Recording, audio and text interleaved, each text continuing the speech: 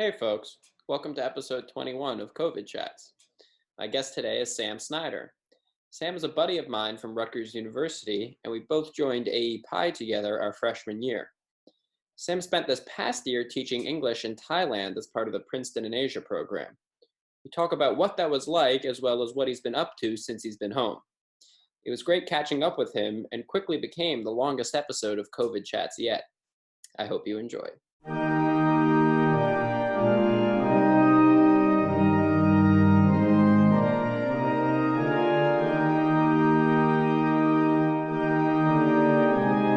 Hello, Sam, and welcome to episode 21 of COVID Chats.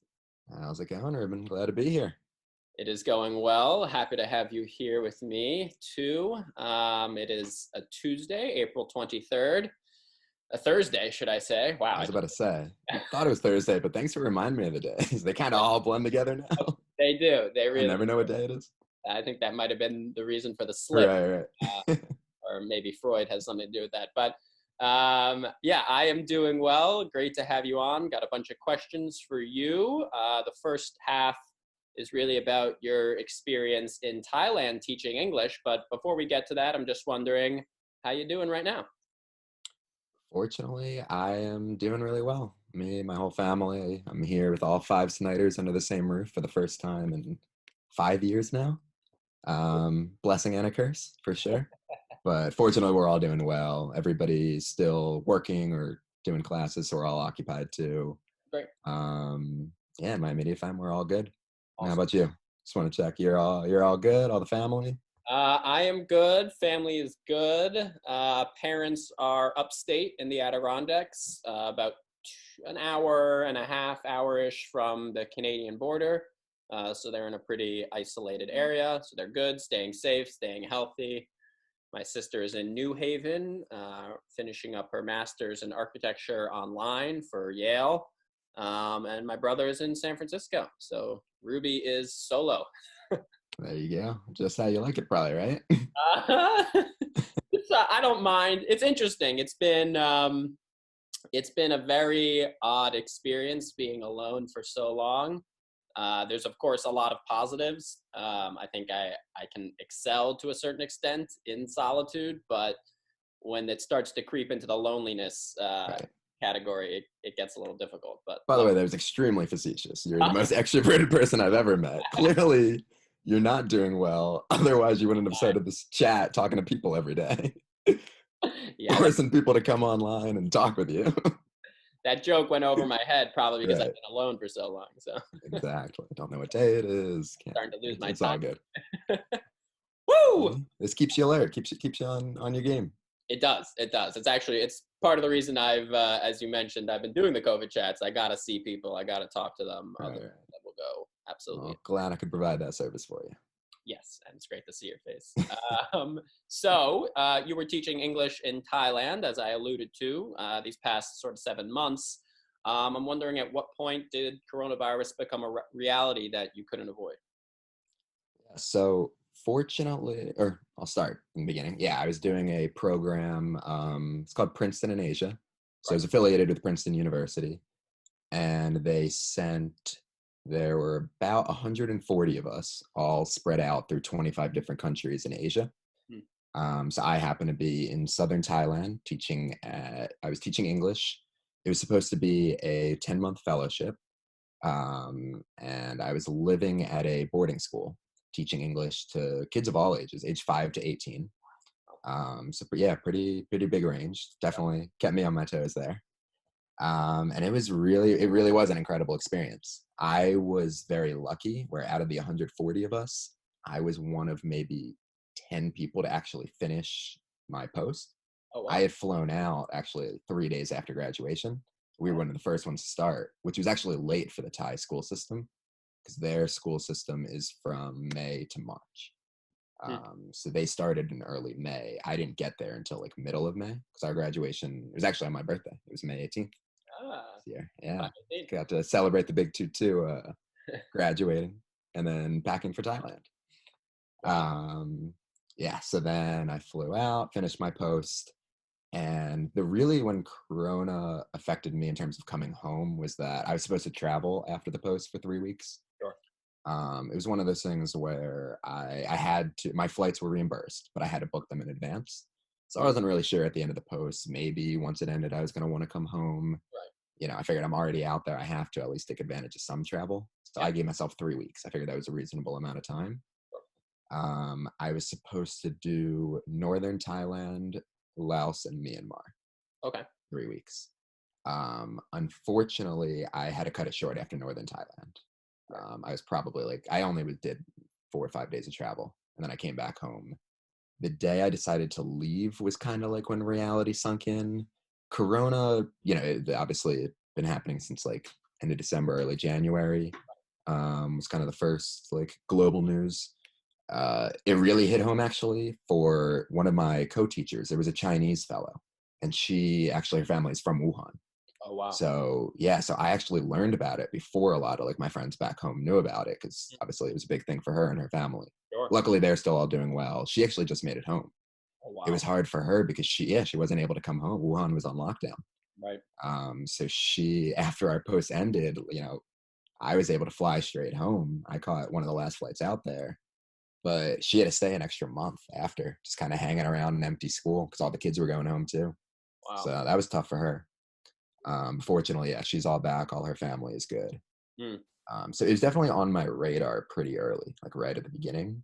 mm, But my town, even for the first couple months through early March, when other countries were starting to have big tolls, big case tolls, um, Thailand, I was in a like not very touristy town. Um, Really not a lot of people traveling through. So people weren't really, it was pretty lax. Like nobody was really too worried about it. mm, Everybody knew about it. If anything, it was more like making jokes about it. Like someone would cough and they'd be like, haha, like you have corona, stay away, like that kind of thing. yeah. Obviously, until it got more serious, I'd say it really became serious in my town again when I decided to come back from northern Thailand. I came back, and that's when some people had already started wearing masks. Really. People were actually like, there were some teachers that were legitimately like cautiously give me a hug before going home. Like it was at that point where I left a week before, and nobody cared, and I got home a week later, and people were like, they're literally there were teachers that would not touch it. It was a 6 foot distance goodbye. Yeah. It's pretty hard to leave on those terms, Yeah. because a year of living there, like these are my closest friends and students and coworkers, and the goodbye was kind of tough. It was a little awkward. I didn't really know how to handle it. I'm sure. Yeah. No, I Yeah, mean, that's super difficult. I mean, you've just spent so long getting used to these people and a new country right. and all these new relationships. And then to not have that kind of closure leaving, I'm sure has been tough. Yeah, Have you been in yeah. touch? Fortunately, I got to say goodbye. Real quick, I'll Yeah. No. finish the one part. But I heard, were you asking if I stayed in touch with them? Yeah. That's the same. But Okay. yeah. Yeah. Yeah, yeah. No, I mean, I definitely have. But unfortunately, they're all doing well too. Good. There's in the county or the province I was similar to like a county Right. province I was living in. There's only been one confirmed case so far. In my town, nothing, which doesn't surprise me. It's not a very touristy area. Sure. Um, but where I was, so I was in a more touristy city in Chiang Mai in northern Thailand when I was traveling, and that's when they started taking it about a little more seriously, where they were starting to put in curfews. Some things were shutting down. Hmm. So that's when I definitely was a little wary.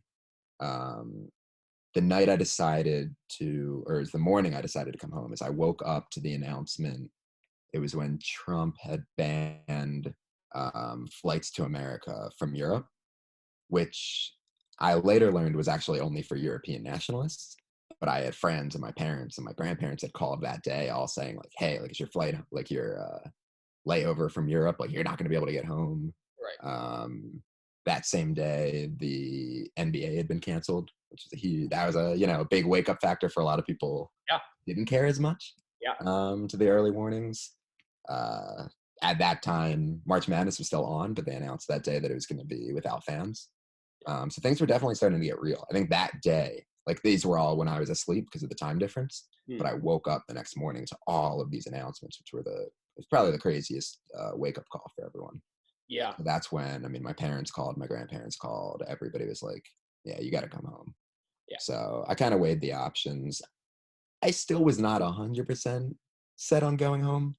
Part of my, naivete, but Well, I think the big factor for me, I wasn't as nervous about contracting it being, young and healthy. It was more of I would feel so guilty if I had traveled around, caught it, and brought it back to my town. right. I I forget if I told you this when we had talked earlier, but I literally had a nightmare while traveling before this had happened, that I contracted corona and brought it back to my town.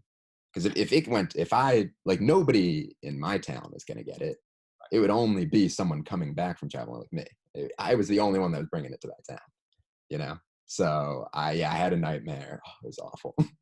I was like, I gave it to like one student or one teacher, and then I was at a boarding school of 700 students, Ugh, and like almost 100 teachers, and the town is a few hundred people more. right. Like if it's coming there, it's from me. So that was kind of more the rationale of like it's probably not appropriate for me to be traveling and put my community at risk. You Absolutely. know, So how long um, did you consider staying? Were you actively considering just staying put in Thailand, or because of your parents no, wanting? I was just gonna finish the northern Thailand part. I wasn't gonna go to Laos or Myanmar, Right. only for the same reasons. I was like, if I went there, well, the biggest reason was that the borders were becoming stricter. So if I left, I ran the risk of not being able to come back and like get all my stuff and say my goodbyes in Thailand. I would have potentially had to fly straight out of one of those countries, even though I already had a flight booked from Thailand. So that was the first thing. But the second thing also is, the healthcare systems there aren't necessarily as good. Thailand, surprisingly, has a very good healthcare system. So if I had been, forced to be stuck in my little beach town in Thailand, it would not have been the worst thing in the world. Yeah. But if I had been stuck there, two things was either if I got it, I'm definitely run higher risk. And two is if I pass it along to somebody Right. who maybe had a higher risk, like a higher fatality risk. Like the healthcare systems just aren't as good in either of those countries. And that was kind of a too big of a burden for me to bear. So I decided it was just smart to get home. Makes sense. Yeah. Yeah. I I think mean, my parents and family also appreciated that. yeah. I think they wanted me home Yeah, more than I wanted to get home. absolutely. I think Yeah. that seems to be the case for a lot of the people I've talked to who are abroad, either students or whatnot. Like they maybe felt safe in their country, but their parents were like, "You got to get back." Right. Yeah. There's definitely a stigma to being in Asia in general Yeah. during all of this happening. I mean, I came home, like my brother told me he had friends where they were not allowed to hang out with my brother because they knew that I was coming home from Asia and like I'd be interacting with him and they were scared of, even though I had already finished my 2 week quarantine at this point. Actually, no, this was before the quarantine, Mm. but they were nervous that I could have had it just coming from Asia. So did you Yeah, quarantine when you came home? I Separate did. I did. Yeah, I did a 2 week hotel? quarantine. No, no, no. I stayed in my house. Okay. Like my family was still exposed to me, but again, I was asymptomatic. Like I was not too worried. Um, but I did stay home, and then yeah, transitioning from there, I was kind of like you, where I was like, I've been home with the same people for 2 weeks now. Like I need to get out and do something. Right. So recently, I've started getting back out there. I'm now considered an essential worker and I'm allowed to be out of the house. I am officially a pizza delivery guy now for the first time in my life, which I'm sure we'll get into in a bit. And I also have started volunteering for the county health department and for the Red Cross. Yeah. So I got a lot of good reasons to be going out there. Absolutely. Yeah, and I mean the fact that you're young and you're healthy and you can do those things, I mean it's definitely great that you're able to do both. I mean both Mm, the pizza and the volunteering. Some would say right, the volunteering more important, but both right. important. Both important. People need to eat. People need to get their. Listen, the amount of times I have been called a lifesaver in the last 3 weeks being a pizza delivery guy, Absolutely. it's been crazy. Yeah, that's like actually one of the coolest. It's like again, I'm a pre-medical student. I've done a lot of volunteering work in my time, worked in hospitals. Like I have literally been called a lifesaver and a hero more times in the last 3 weeks than probably my whole life for handing somebody a box of pizza. And People I are great. gotta say, like, yeah, it's. I mean, people have definitely been appreciative, Yeah. which is reflected nicely in the tips, and I definitely appreciate that too. I actually had a question about that, but you Yeah, beat me to it. But yeah, I think this has sort of been a gratitude reset for a lot of people, and they're really for sure, for taking sure. stock of their life and the things they do and the things that they appreciate and whatnot, and really trying to pay that forward a little bit for the people who are essential. I mean, from the pizza person to the nurse in the hospital, right? I mean, we need all those people now. Uh, Right.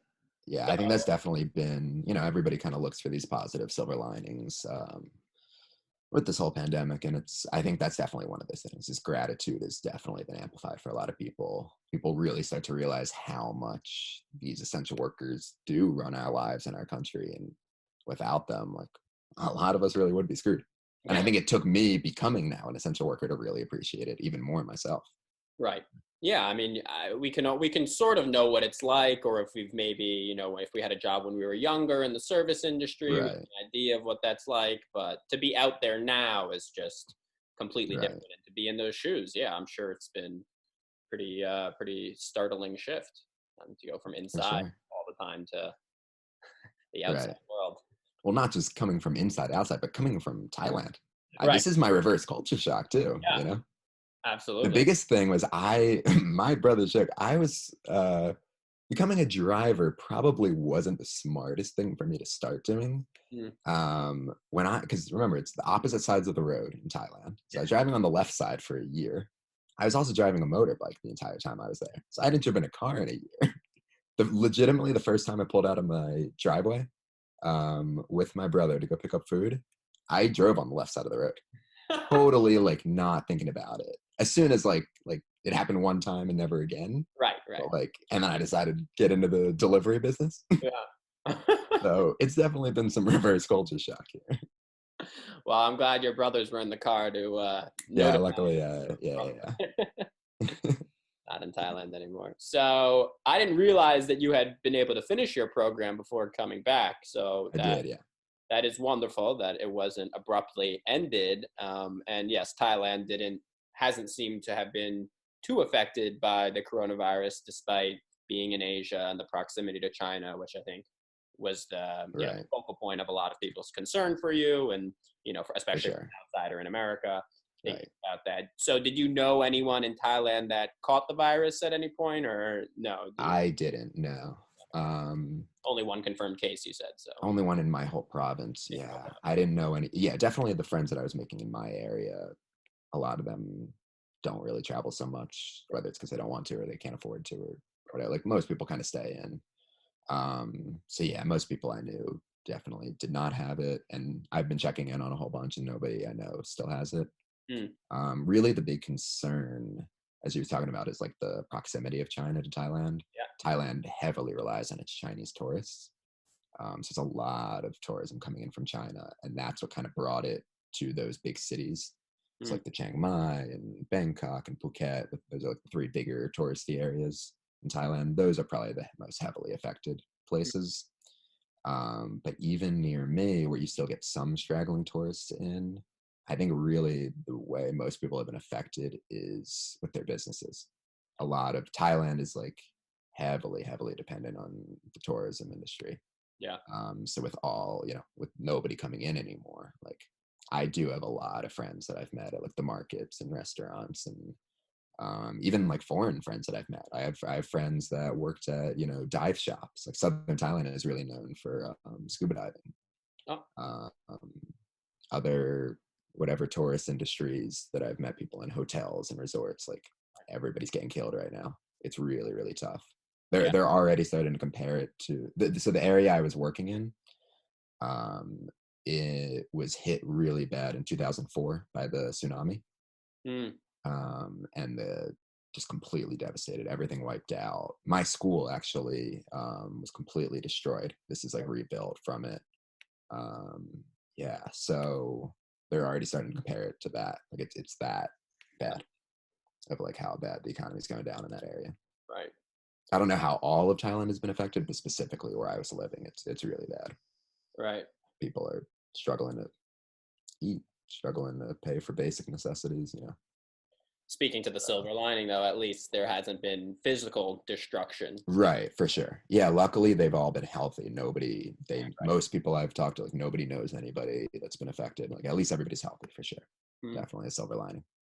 So I don't know if you can speak to this because your program was ended before you had to leave. But for those who the program was still going on, have you talked to any of those teachers? You know what it was like for them when the program, had to make quick changes. Yeah, so obviously it was definitely different depending on which area of Asia you were in. Right. It was actually just set up last week. We have how do I put it? Kind of like a forum for all of the 2019 PiA Fellows. Okay. Kind of as like both a therapeutic like way to vent and talk to each other and kind of, a lot of people are still kind of shook by this. Absolutely. Especially, you had the fellows that were in China. They were removed in January when it first was starting. They all had to come home and their fellowships were terminated. They also already canceled fellowships for next year in China. In January, they had already decided that. Yeah, so far, they're still not sure what they're going to do next year about the general program. Yeah, that too. It's also been an extremely stressful time for the PIA office for all of them trying to coordinate everybody getting home and everybody what they're going to do next year. Because now, around even like a month ago, is when I had even heard about being accepted into the program. So all these people that are waiting to find out if they're going to be able to go next year. Sure. It's been a whole mess. But to get back to your question, it was different. If you're from China, you might have left your post like not even halfway through it. If you were in, like, I have a friend that was teaching in Central Asia in Kazakhstan. They also still had to get home. We were all required by, I think it was towards the end of March. They sent us an email that all PIA fellowships were canceled and we all had to get home. But there are still people that chose to stay, whether they chose to stay to work or just to continue to live there.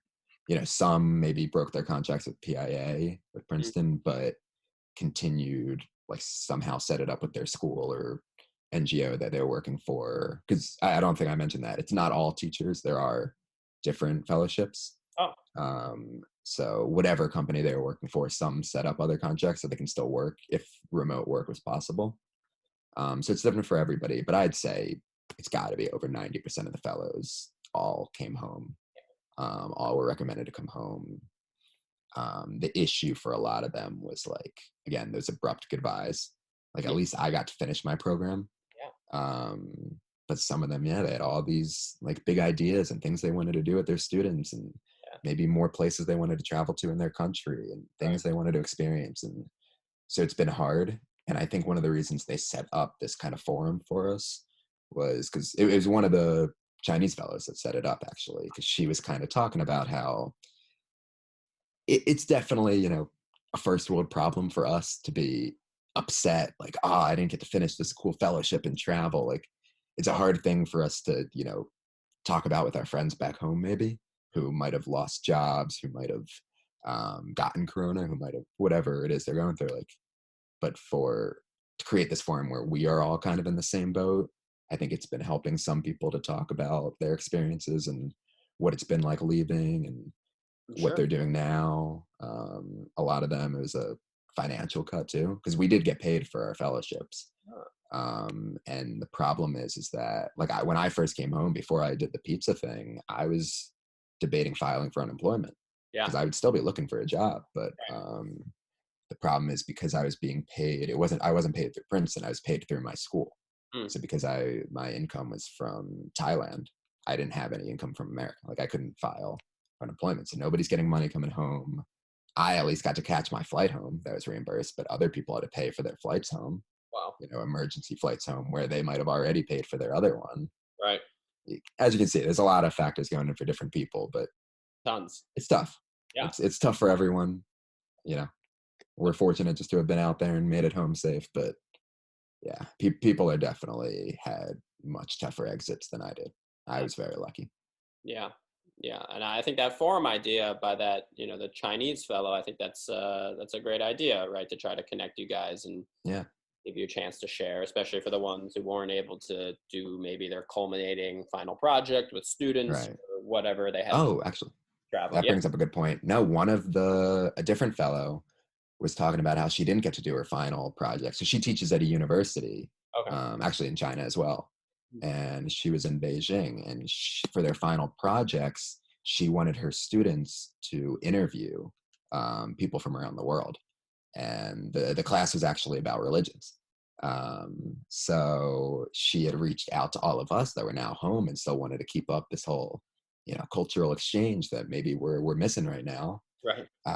So I signed up to do that, and now I guess I'll have one of her university students in Beijing interviewing me about like my how religion affects my life in America and what That's cool. so yeah, so there are still. I think another girl actually just posted something else. She was like, now that they saw this teacher doing this, so there are definitely people trying to continue their work, and Yeah.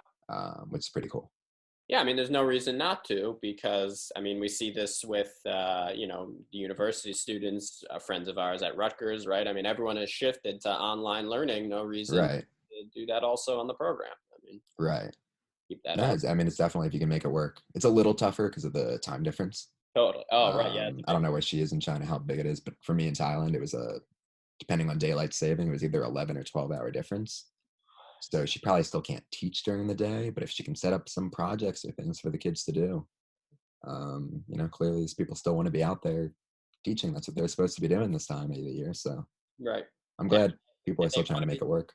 Yeah, yeah. I mean, they want to be teaching, but also like the students, they want to be learning, and their Right, right, right, right. parents, they need the kids to be doing something. Right. Can't just be. That was one thing I forgot to mention. I think a lot of people are feeling a bit of guilt, even though it's obviously the responsible thing to do to go home. The guilt of leaving the students kind of unfinished in the middle of their program, Right. I think is eating away at some people.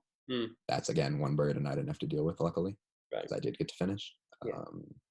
But people are really struggling because they had these ideas and things they wanted to do with their kids, and now they just had to leave. Have you been in touch with your students at all? There are some students. Yeah, it was actually really funny. So I didn't think it was appropriate for them to have my like social media and contact info when I was teaching them.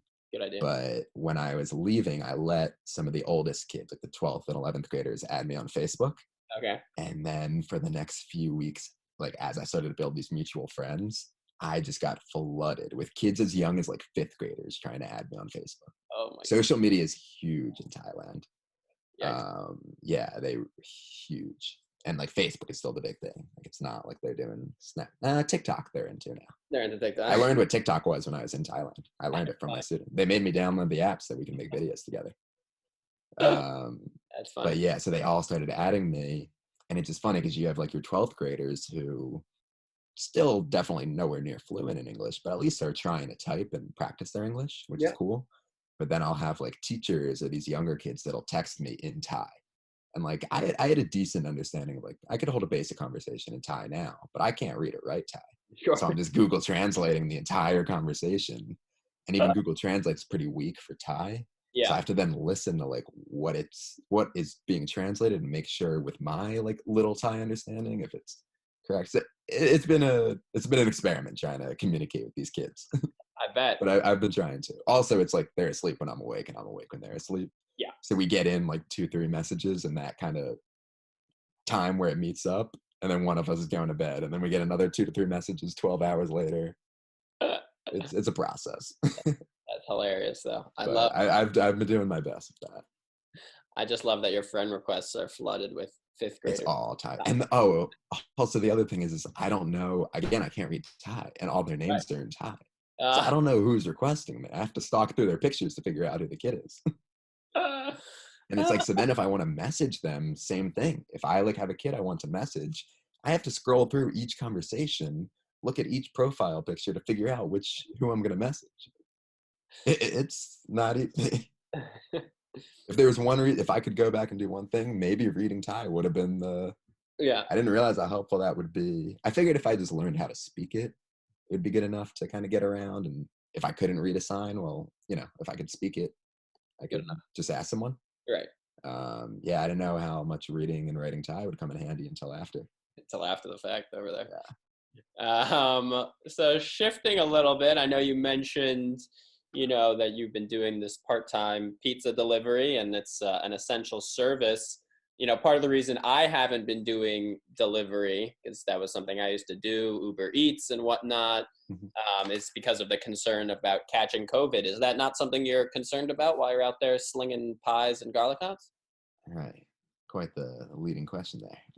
Yeah, I mean, of course, I know I'm going to be at risk. I know it was definitely a conversation I had with my family. Yeah. But I told them, I'm like, my brothers are both still in university. They're taking online classes. My mom still goes into the office. My dad has brought his office home and he takes up the whole house with his booming voice on his conference calls all day long. Even now, I got a text from him in the middle of this COVID chat telling me to keep my voice down. Um, but yeah, so I was like, I talked to them. I'm like, I need to be doing something. So originally, what happened is that I'm actually a pre-medical student, and I was looking into seeing if there was any. I knew I was going to get rejected, but like looking in if I could help in any healthcare systems, if I could call some hospitals, some clinics, like seeing if anybody's needed any help at all. Because I figured at least they're obviously higher risk of exposure, but I would hopefully be in full PPE and I'd be safer. But yeah, none of them are taking anybody right now. They just don't have the time or resources to onboard anyone. It's just a risk to have put more people at risk by going in there. Makes sense. So they want to save all the PPE they can, Hmm. save all the people they can. So totally understand that.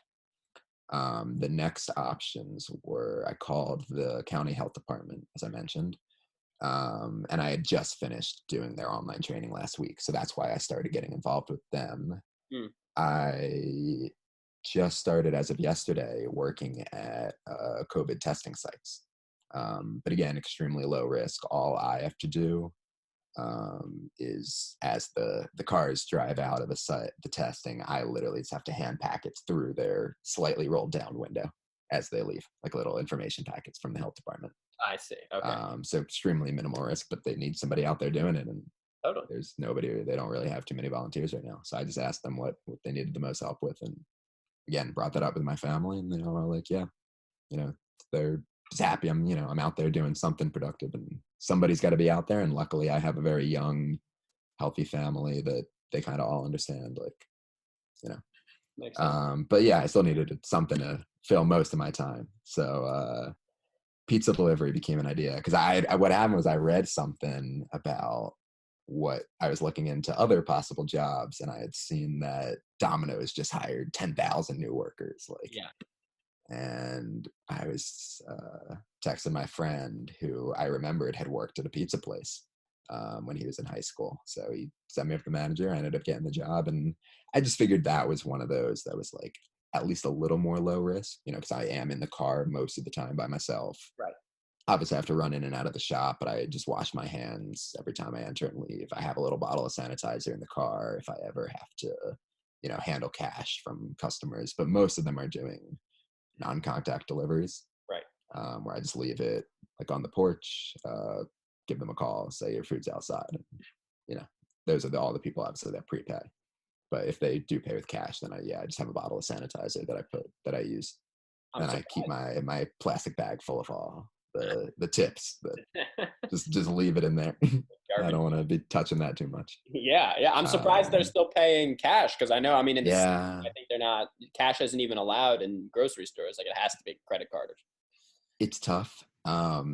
I so one of the really interesting parts about this job is that I'm actually uh it's I live in Cherry Hill, Right. but the pizza place in Cherry Hill was full. They didn't need any help.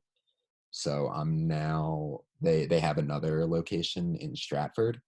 So most of the deliveries, I don't know how familiar you are with South Jersey as much, that area, but like Stratford, Clementon, Runnymede, Lindenwold, like not as high income areas. There's definitely a lot of people that probably don't have credit cards or can't. They cash is just how they're paying. So you definitely notice from the deliveries, like when you pull up to a house, it's sometimes you can tell who's going to be paying by cash, who's going to be paying by card. Right. Unfortunately, like Yeah. but for some, it's just not as feasible to pay with the card. Yeah. And that's another reality of this, is where I think what ends up happening is that, we're talking about appreciating the essential workers, and a lot of them that are paying with cash, it's because they maybe they are a low income family and they also are an essential worker. Mm, And they understand what they're the ones that actually end up often tipping higher, because mm, they're the ones that know, right. they're putting themselves out on the front line just like I am. Yep. They can appreciate it even more. Mm. Um, and so, yeah, but obviously it's nicer to do the non-contact deliveries. It's safer, but I understand. Do you sanitize the cash at all? Is there any process of that? A UV light or something? I Yeah, I mean, right now it's just all sitting in this plastic bag. I don't Waiting. really know what I'm gonna do with it. Yeah. I haven't really figured that out yet. I don't know if I can just bring it to a bank and be like, "Hey, this all has potential coronavirus on it, but Yeah, I will don't you know if take that's it?" gonna fly. Yeah. Yeah, You know, yeah, I don't know. It's gonna. I'll figure that out when the time comes. when the time comes. Yeah. Luckily, it's not. The tips are nice, but I'm sure the Right, hourly wage is more significant than the tips. But maybe I'm wrong. I mean, right. tips can be great. Sometimes. Yeah, it depends on the night. Depends on the night. That's the other thing, is it's like, for me, you know, now Friday, Saturday nights mean nothing to me. It's not like anybody's going out. But people are still ordering more Right. on the weekends when they're home. So I've been working all day, Thursday, Friday, Saturday nights. Like, so the tips are obviously a lot better those nights, and I'm getting more runs and stuff. Yeah. Um, I yeah, think so that's definitely nice. ordering in also has become like, I don't know. I think because people aren't going out, we're so restricted socially that just to be able to like order yourself a pizza feels like just great. Like I got a Right, pizza the other day. You didn't deliver it, but right. Listen, but if you throw in a good tip, I might make my way up to New York. If you make it worth my while. quite the drive. Right, But yeah, no, it's just like I think ordering food has definitely been, I think, up across the board as a result of people being at for home, sure. but also it's just like it's that one thing that you can have control of, and that's coming from the outside in, and just Right, right. feels It very gives a sense of like normality. Like, oh, I would complete, normally do this on a Friday night, have pizza with my family. completely, exactly. Still, right, Felt so good. for sure. And So it's like that minimal social interaction you have talking with the delivery guy. huge. It's huge. That's the only thing I don't like about the non-contact deliveries. Is Mm, like, part of me going out here and doing this is because I'm kind of fishing for that 30-second conversation I might be able to have with the right. person. I literally will do anything to talk to people. Like, if I see they're wearing something, like, luckily most of them are wearing like Eagles gear still, and There we I'll make a comment just to have more than a "Hi, here's your pizza, thanks." go. Right. Right. Yeah, we were desperate for it. So, but yeah, a lot of them are since I've started working there, I'd say it was probably closer to 50-50 non-contact versus Yeah, contact. Now it's swinging way high. It's like 80-20. I Like, know. most are non-contact. Yeah. Yeah, it's pretty much the only people that are don't do that are the ones that have to pay by cash. Right. Right. They can't. Everybody that's calling in with card is doing non-contact. Makes sense. Yeah, Tough, but makes sense. Yeah. yeah.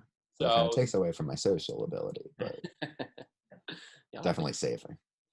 so you've been volunteering, right, the past day or two Yeah, at this testing site. yeah. First day was yesterday. First day was yesterday. What's that been like? Have you talked to any of the people who've been there the past few weeks? Yeah, so I'm pretty kind of isolated from where the actual testing facilities are. Uh-huh. Um, to kind of give you a sense of how it works, I joked it's like a cross between like a driver's ed test and like this just like zombie apocalypse in like a sci-fi movie. Like, where you come in and there's just bright orange cones everywhere directing you into these different lanes Mm, based on whether you're symptomatic, asymptomatic, you have a script, you're not. Um, and then there were 4 lanes with these 4 white tents with these people covered in their full, hazmat, like PPE, and with all these tubes walking around, and it just looks like one of those like ET, like sci-fi thrillers. Like, um, but yeah, I'm away from that. After you leave all that, you drive through, and get I it. just hand you your paper and say goodbye.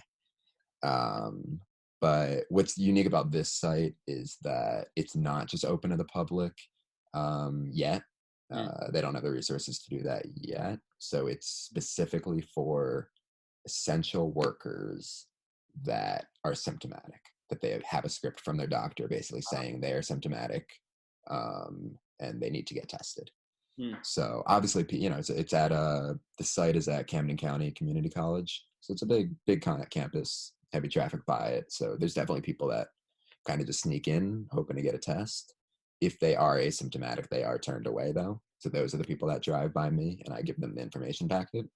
And we tell them, hopefully if there are more resources coming in soon, we'll be able to provide more tests. Right. But for now, it's specifically, they're trying to conserve it for who actually needs it. Sure. So like even me as an essential worker, like I asked if I was supposed to get tested as an essential worker, but then they told me it's only for symptomatic people. Wow. So to go back to your question, they just set it up last week. We finally got everything in. So it's been running 3 days a week, and they're just going to run it indefinitely until they run out of resources, I guess. Hopefully shouldn't run out, but continue to expand as more come in. Ideally. But yeah, I mean, it's a scary thing to see, like all these people coming in, and it's like the nurses or the people conducting the tests, they, to be extra safe, like they're in this full gear, but they still don't even let people out of the car or even to roll down their windows. They would like hold up signs that would help direct people or like to ask questions. Wow. Yeah, and that would help kind of filter people in.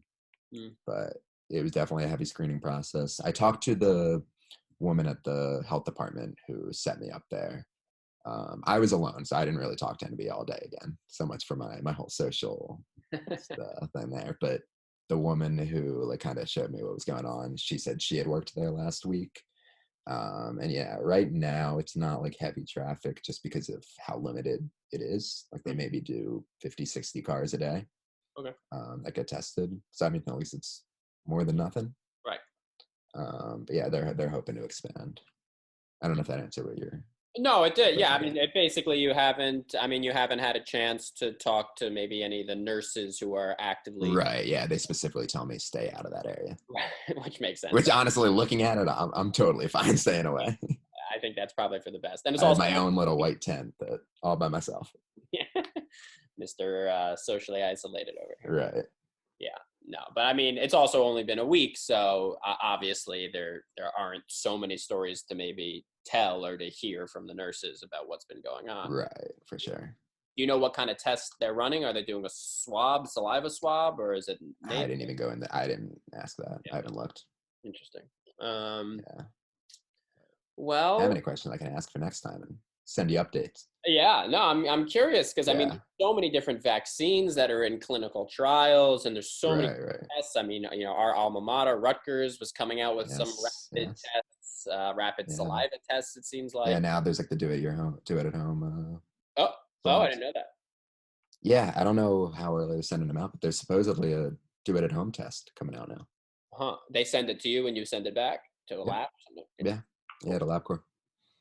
I don't know who can get it, if anyone can get it or how it works, but I thought I read something that said they now do it yourself tests. That's great. That are supposedly just as effective. Right. Swab. So that's the big. Yeah, I'm not sure. Yeah. But yeah, I can find out what the testing they're doing. From what I understand, I don't know how long the average test is, but they told me it's about 3 to 5 days to find out results from whatever test they were doing at this site. And then they give you a call to just let you know if you tested positive or negative, and if you did test positive, then you get a call from the health department that I was working for.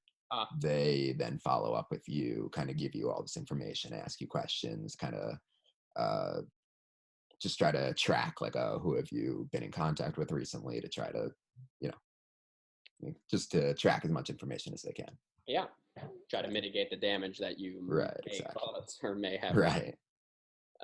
Do you know anybody with COVID? Anybody in Cherry Hill, or are the numbers still basically zero?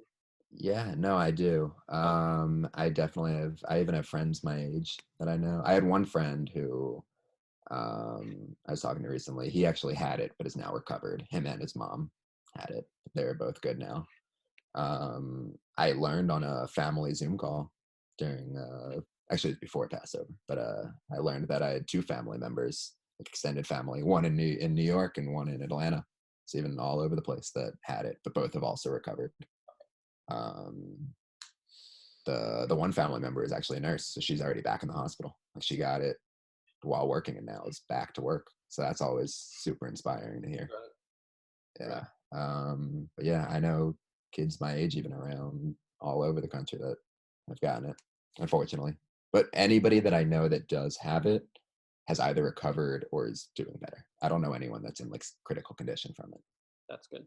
Actually, we did have one. There's one father in my neighborhood that was in pretty critical conditioning, and literally just yesterday, I think he made it home. People were very nervous about him, but he did just make it home, fortunately. Yeah. It's such an odd virus, right? It can turn on a dime and become serious so quickly, and then. Right. How about you? Do you know any family or friends, or are you all good? The previous guest on. I did see that. Yeah. My friend Amir, who lives in the neighborhood, my neighbor in my building, a good family friend of mine, Laura, she has it, and her daughter now has it. Wow. So I'm trying to help them out a little bit. If they leave their recycling outside, maybe I can take it down, or Right. I'm gonna try to cook them something, do my part. But if they need a pizza, let me know. I'll, maybe when I do your delivery, I'll bring one up for them. Drop it off. Yeah. It's interesting because living in an apartment in a communal space, there's a shared elevator and everyone's touching the same floor outside, and it's like 100 plus 200 people in the building, whatnot. It's just like, right. It's definitely concerning because you can isolate yourself so much, but you have to account for all these other people who are using shared spaces and things like that. So. For sure. Well, have you been able to go like in and out of the building, or do you pretty much stay inside the whole time?